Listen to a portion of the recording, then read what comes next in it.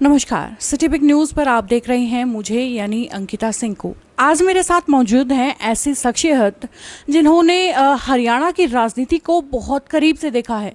इनके जीवन में काफ़ी उतार चढ़ाव रहे हैं।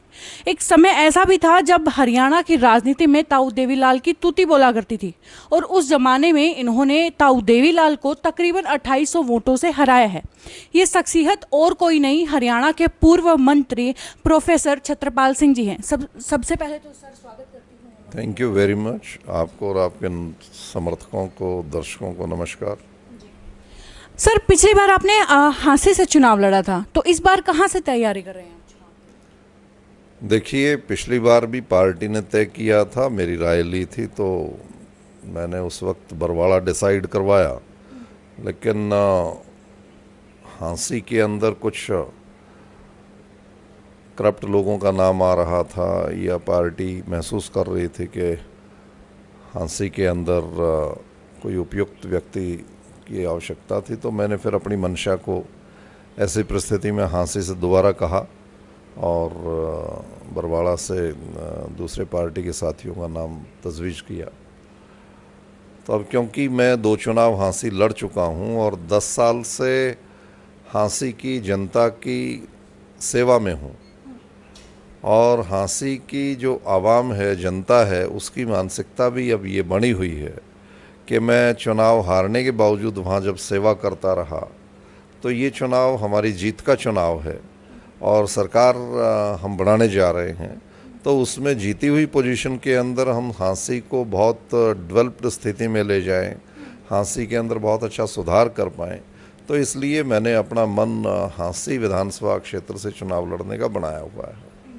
जी सर, अभी कुछ समय पहले ही लोकसभा जो है चुनाव पूरे हुए हैं, जहां सुनने में ये भी आ रहा था कि आप भी अपनी दावेदारी हिसार लोकसभा क्षेत्र से कर रहे थे, लेकिन टिकट जो है वो वीरेंद्र सिंह जी को मिल गई और उसके बाद आपकी कोई खास एक्टिविटी देखने को मिली नहीं चुनाव में, ऐसा क्यों?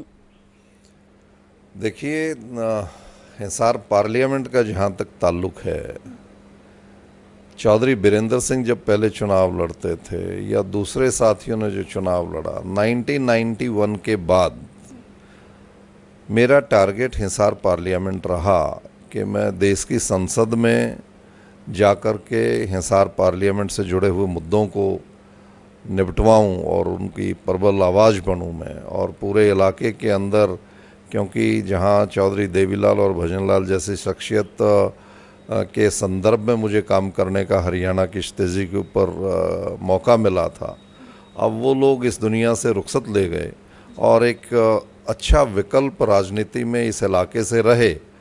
उस बात को दिमाग में रख के लोगों की मंशा जो ईमानदारी की है, जो क्रियाशीलता की है, जो अच्छे अखलाक के साथ लोगों को अच्छे जीवन की तरफ ले जाने की है, सरकार के माध्यम से मैं उसे पूरा कर पाऊँ, इस सोच के साथ मैं उसमें लगा रहा। और मैं उम्मीद भी ये करता था, क्योंकि माननीय नरेंद्र मोदी जी और अमित शाह जी से जब मेरी चर्चा बीजेपी ज्वाइनिंग पे हुई थी, उसमें हिसार पार्लियामेंट एक केंद्र बिंदु था। लेकिन माननीय चौधरी बीरेंद्र सिंह जी ने कुछ इस कदर पार्टी के अंदर दबाव बनाने का प्रयास किया कि उनको बहुत सुगम जीत लगती थी और इस मौके के ऊपर वो अपने बेटे को राजनीति में उतारना चाहते थे। तो पार्टी ने उनकी इस बात को मान लिया और उनको मौका मिला। मैं बहुत एक्टिवली काम कर पाता। दुर्भाग्यवश मेरे फादर इन लॉ उन दिनों बहुत सीरियस थे और 30 तारीख को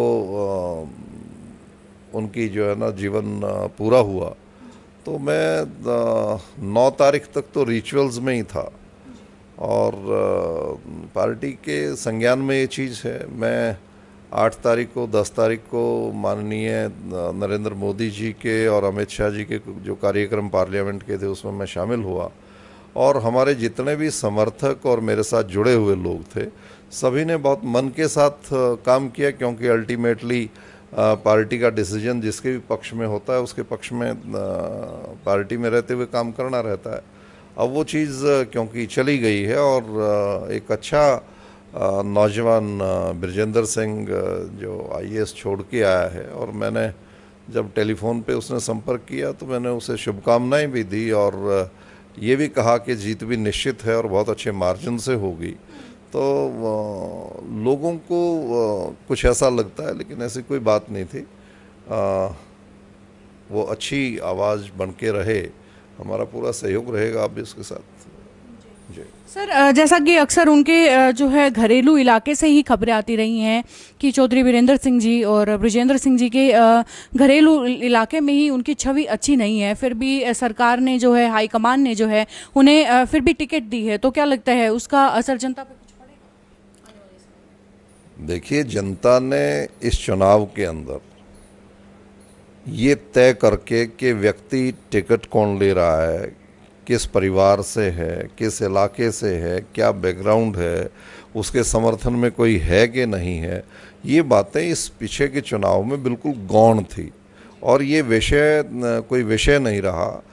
पूरे जग के अंदर ये जाहिर बात है कि लोगों की मानसिकता ये थी कि एक तरफ अपोजिशन के जो किरदार निभाने वाले नेता थे, राहुल जी उसमें मुख्य भूमिका जिनकी थी, और उनका कंपैरिजन और पैरेलल जो मुकाबला जो था वो माननीय नरेंद्र मोदी जी से था। और देश की ये मानसिकता बन चुकी थी कि नरेंद्र मोदी जी को दूसरा टेन्योर मिलना है, और ये बात तय करके कैंडिडेट का और उसके समर्थन और विरोध का कहीं लोगों ने परवाही नहीं की और मोदी जी के नाम पर वोटिंग हुई। तो इस बात का कोई विषय नहीं है, अब जो काम करेंगे उससे पता लगेगा। जी सर, बिल्कुल, लोगों ने तो मोदी जी की तरफ अपने वोट दे करके है अपना दायित्व उन्होंने निभा दिया। लेकिन अभी कुछ दिनों पहले ही एक खबर निकल करके सामने आई थी, एक अखबार की हेडलाइन आई थी कि उसमें सांसद साहब ने कहा था कि लोगों के लिए पानी का, सड़कों का काम करवाना उनकी जिम्मेदारी नहीं है। तो क्या ये फैसला गलत नहीं लग रहा है सरकार का? शायद उन्होंने इस पर स्पष्टीकरण भी दिया है।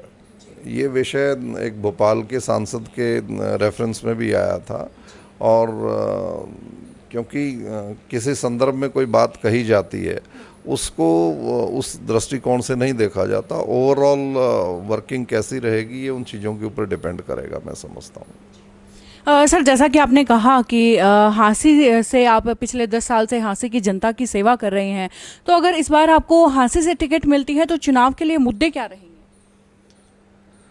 देखिए, इस टेन्योर के अंदर माननीय मनोहर लाल जी के नेतृत्व के अंदर ये चीज़ एस्टेब्लिश की गई कि पारदर्शिता की सरकार बने, और पारदर्शिता की सरकार के अंदर करप्शन 0% टॉलरेंस उसमें हो, और जो सर्विसेज हैं वो रिक्रूटमेंट पारदर्शी हों, उसके अंदर मेरिट का विशेष कंसिडरेशन हो।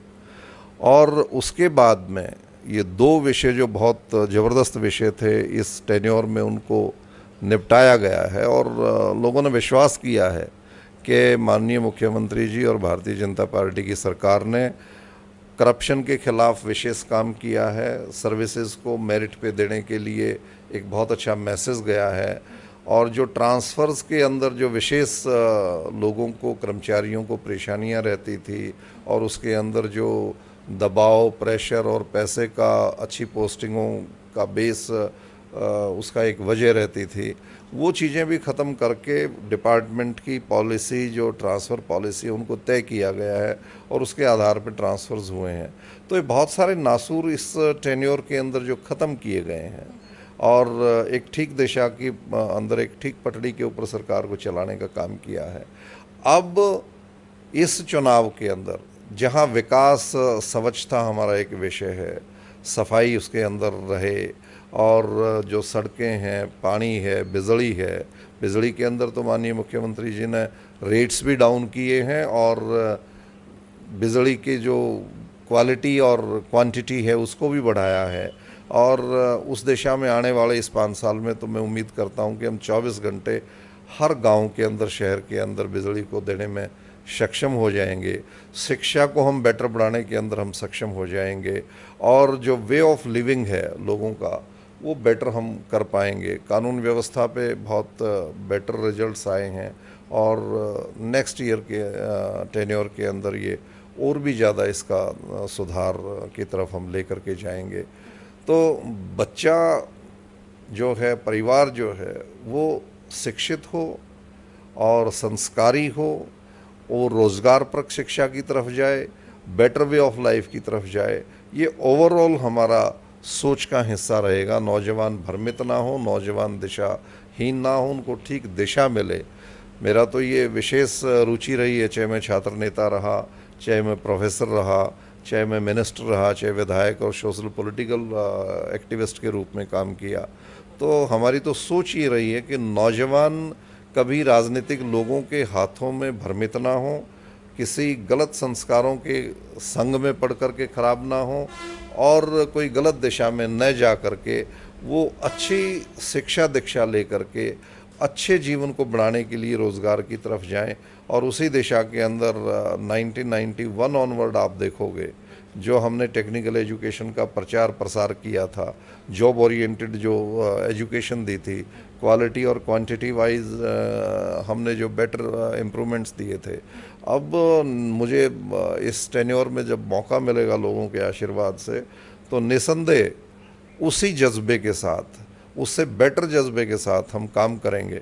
गहराई कॉन्स्टिट्यूंसी के अंदर आपने देखा थर्मल पावर प्लांट 1200 मेगावाट बिजली देने लग रहा है। वो मेरी उस सोच का हिस्सा थी, जो बिजली की किल्लत हमें आ रही थी, और इलाके में जो मैन पावर की जो एम्प्लॉयमेंट जनरेशन की बात थी, वो उसके अंदर जहन के अंदर थी। वो पॉलिसीज़ भी मैंने तय करवाई कि जिन परिवारों से ज़मीनें जाएंगी वो परिवार उसके अंदर एम्प्लॉयड होंगे।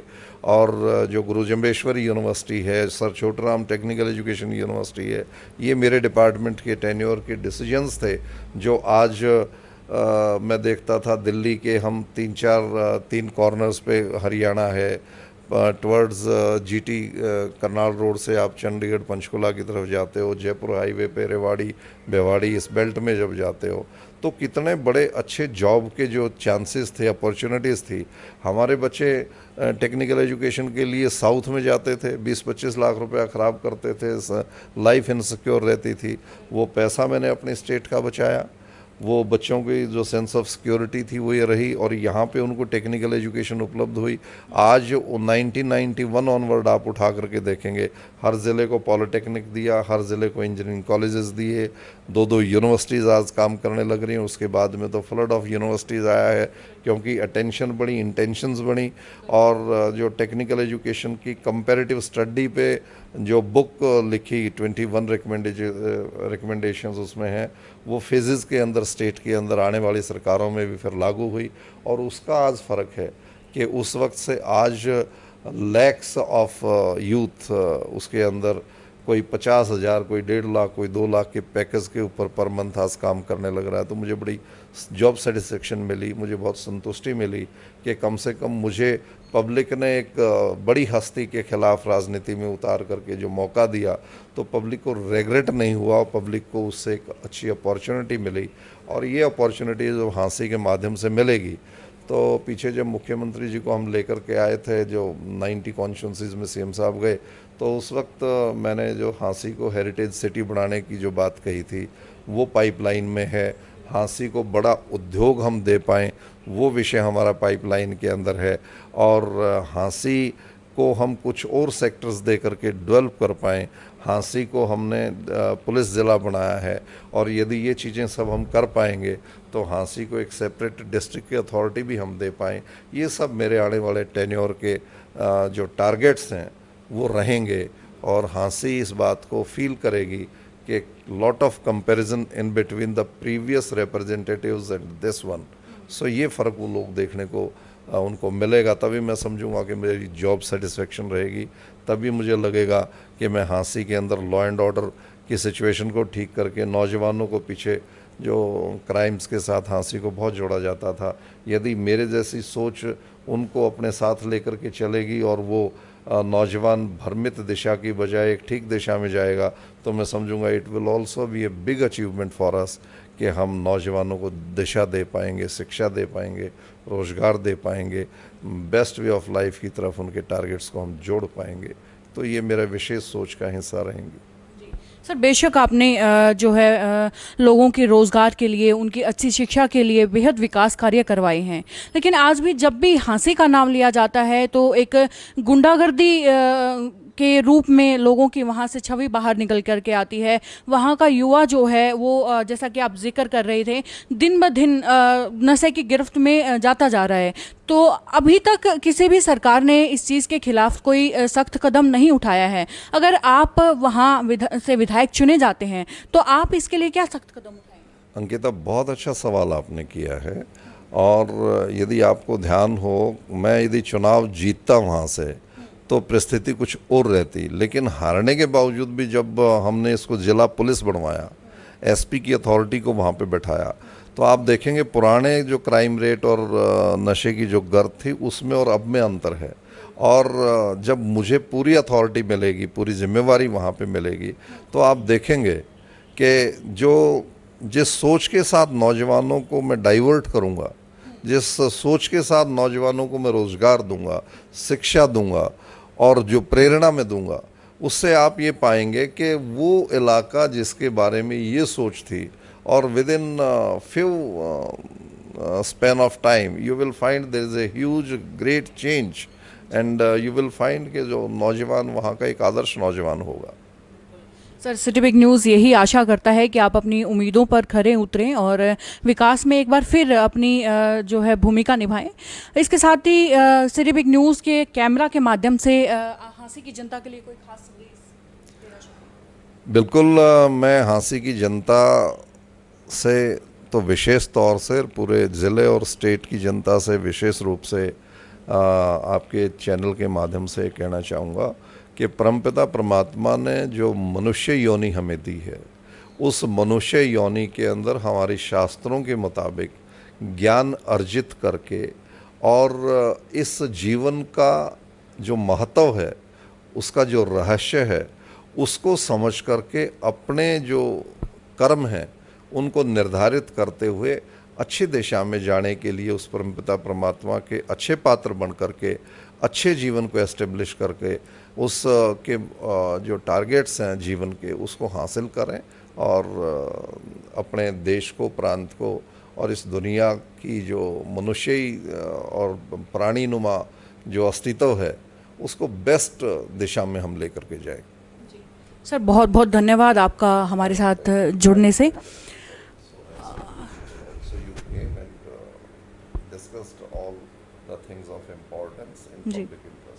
जी, thank you so much sir. तो ये थे हरियाणा की राजनीति में भाजपा के कद्दावर नेता छत्रपाल सिंह जी। आगे भी हम आपके सामने ऐसे ही कुछ चेहरे लाते रहेंगे जिन्हें जानने के लिए, गहराई से जानने के लिए देखते रहिए सिटी बिग न्यूज़। नमस्कार। शहर की हर खबर को सबसे पहले जानने के लिए लाइक और सब्सक्राइब करें हमारा चैनल सिटी बिग न्यूज़। इसके साथ ही ताज़ा अपडेट पाने के लिए बेल आइकन दबाना भी न भूलें।